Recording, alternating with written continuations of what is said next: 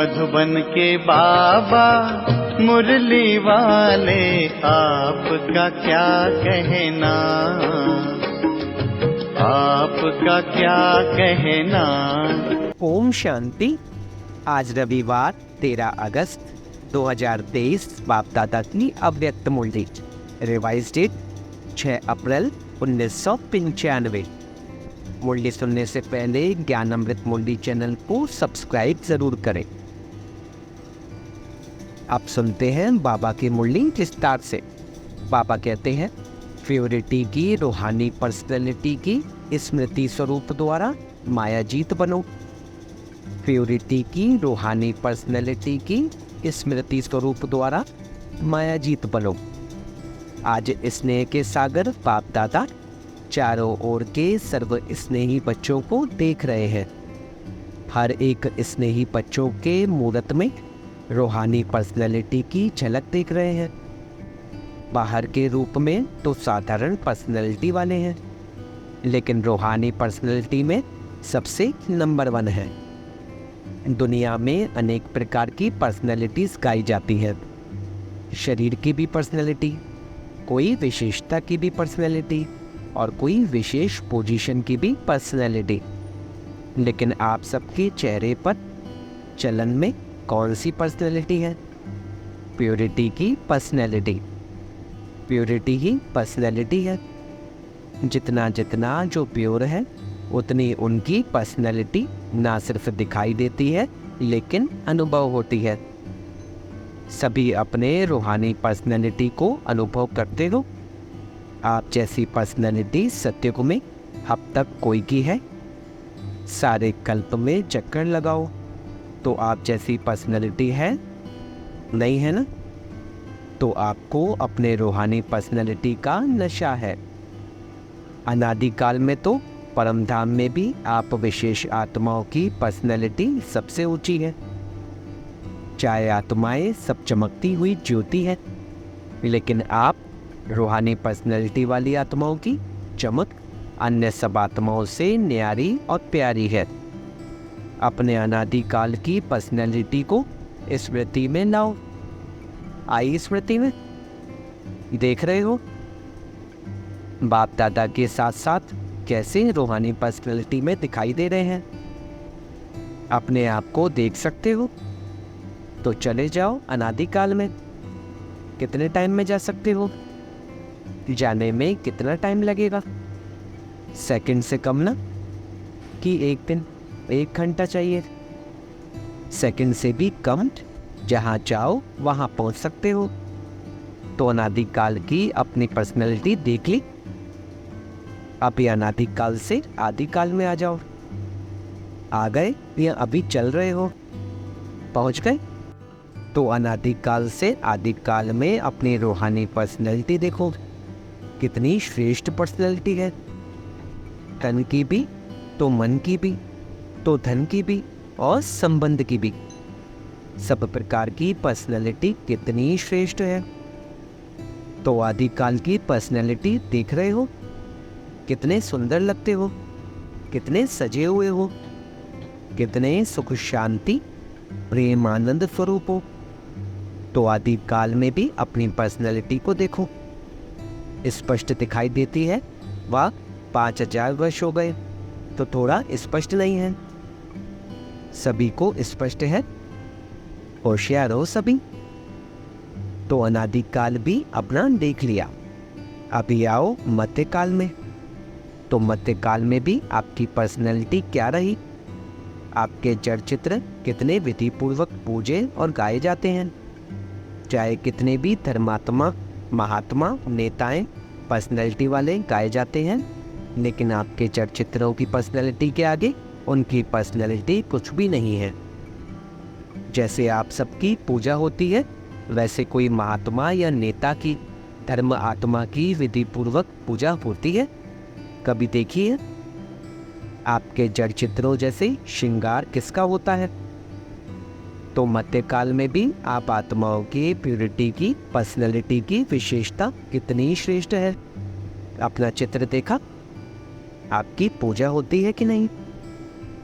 सिर्फ बड़े बड़ों की होती है।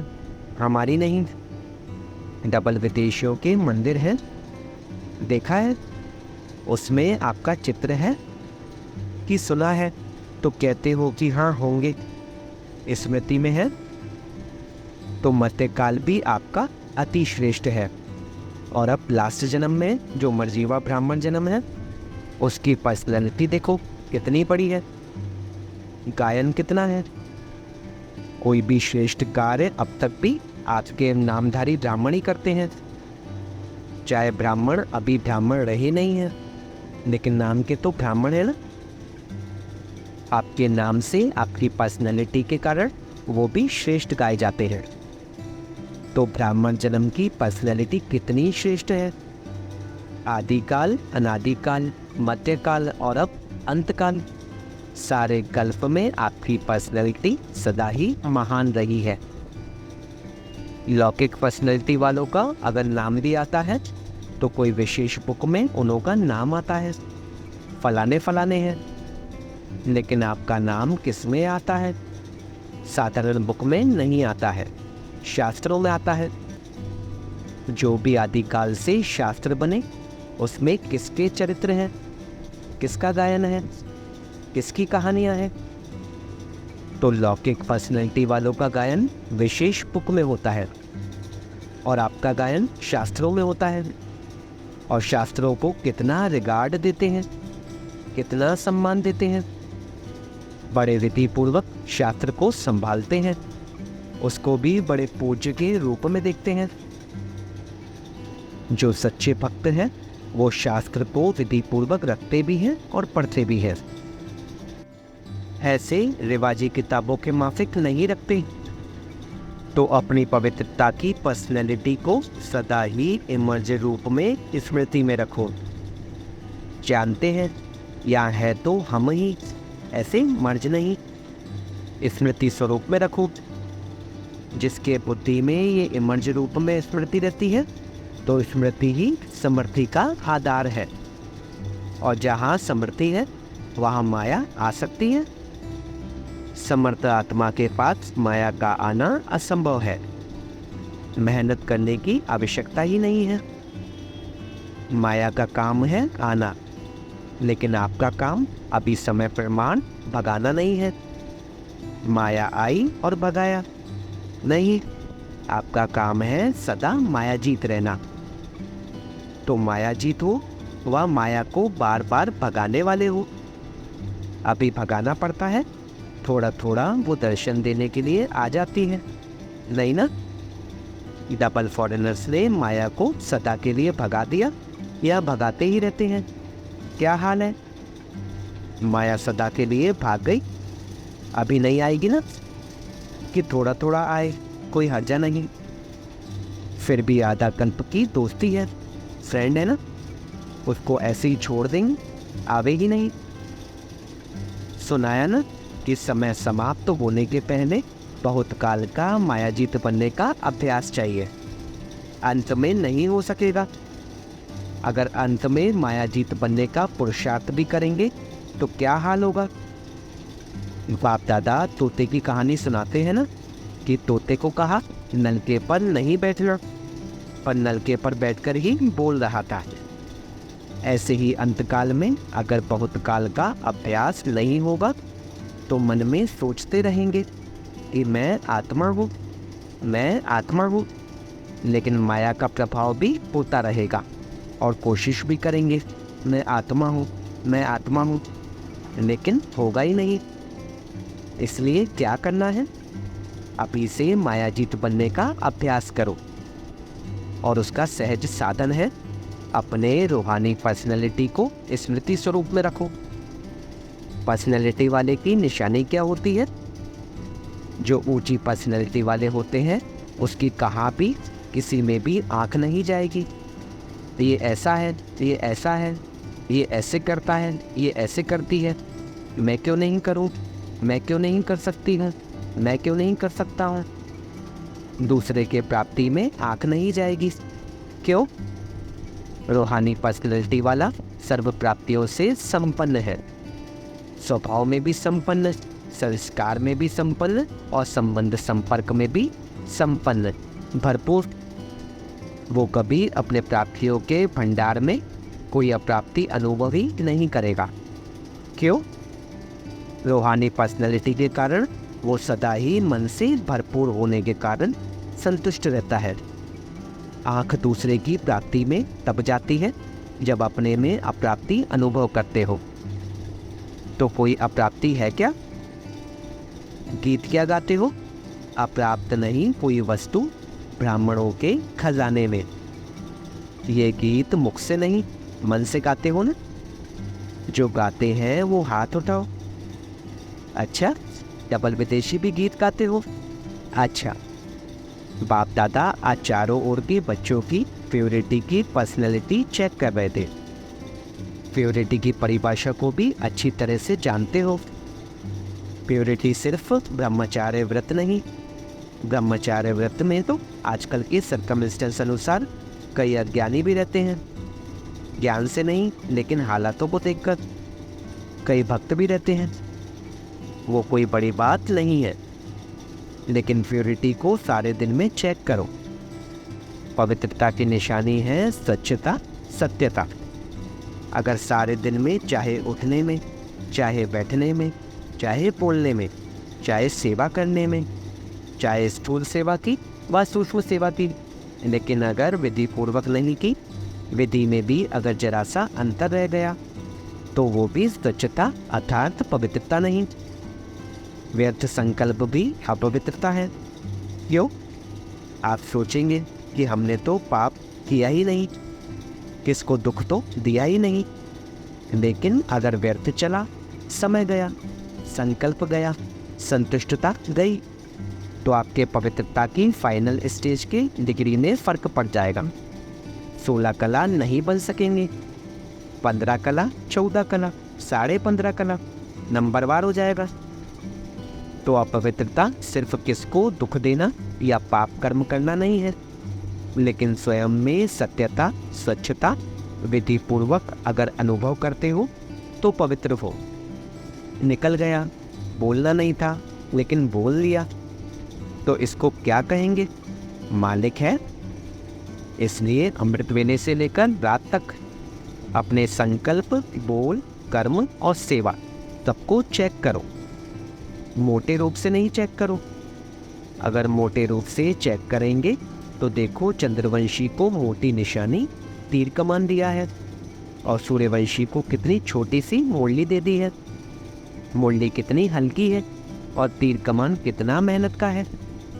पहले तो निशाना लगाते रहो, दूसरा उसका बोझ उठाते रहो, और मुरली देखो, नाचो, गाओ, हंसो और खेलो। तो इसलिए मोटे मोटे रूप से ना पुरुषार्थ का रखो, न चेकिंग का रखो। अभी महीन बुद्धि बनो, क्योंकि समय समाप्त अचानक होना है, बताकर नहीं होना है। बाप दादा ने तो पहले ही कह दिया है कि कोई उल्हाना नहीं देना। बाबा आपने बताया क्यों नहीं? बाप कभी भी टाइम कॉन्शियस नहीं बनाएगा। अभी पूरा डायमंड बनना है ना, ये वायदा किया है ना। डायमंड जुबली मनानी है या डायमंड बनना है? क्या करना है? बनना भी है और मनाना भी है, दोनों साथ साथ करना है। तो बाप दादा अगले वर्ष में चेक करेंगे, वायदा निभाया या सिर्फ मुख मीठा किया। तो कौन हो? सिर्फ बोलने वाले हो या निभाने वाले हो? अच्छा देखो, टीवी में आप सबका फोटो आ रहा है, सिर्फ बदल नहीं जाना। मैं था ही नहीं, मैंने नहीं कहा था। बनना तो अच्छा है ना, तो जो अच्छी बात है उसको जल्दी करना चाहिए या देरी से? जल्दी करना चाहिए ना। सेकंड में एवर रेडी बन सकते हो, सेकंड में अशरीरी बन सकते हो कि युद्ध करनी पड़ेगी कि नहीं मैं शरीर नहीं हूँ, मैं शरीर नहीं हूँ, ऐसे तो नहीं ना। सोचा और हुआ, सोचना और स्थित होना। बाप दादा ने कुछ मिनटों तक ड्रिल कराई, अच्छा लगता है ना? तो सारे दिन में बीच बीच में ये अभ्यास करो।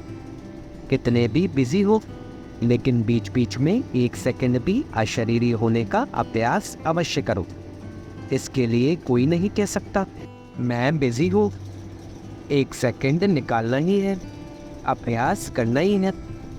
अगर किसी से बातें भी कर रहे हो, किसके साथ कार्य कर रहे हो, तो उन्हों को भी 1 सेकंड ये ड्रिल कराओ, क्योंकि समय प्रमाण ये अशरीरीपन का अनुभव या अभ्यास जिसको ज़्यादा होगा वो नंबर आगे ले लेगा। क्योंकि सुनाया कि समय समाप्त अचानक होना है। अशरीरी होने का अभ्यास होगा तो फौरन ही समय की समाप्ति का वाइब्रेशन आएगा। इसलिए अभी से अभ्यास बढ़ाओ। ऐसे नहीं अगले साल में डायमंड जुबली है तो अब नहीं करना है, पीछे करना है। जितना बहुत काल ऐड करेंगे उतना राज्य भाग्य के प्राप्ति में भी नंबर आगे लेंगे। अगर बीच बीच में यह अभ्यास करेंगे तो स्वतः ही शक्तिशाली स्थिति सहज अनुभव करेंगे। ये छोटी मोटी बातों में जो पुरुषार्थ करना पड़ता है वो सब सहज समाप्त हो जाएगा। अच्छा, सभी खुश राजी हैं ही या पूछना पड़ेगा? माताएं खुश हो? बहुत अच्छा।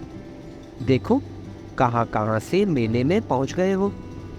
अच्छा चांस मिला ना, नहीं तो डेट का इंतज़ार करते रहते हैं, हमारा नंबर कब आएगा, हमारा नंबर कब आएगा।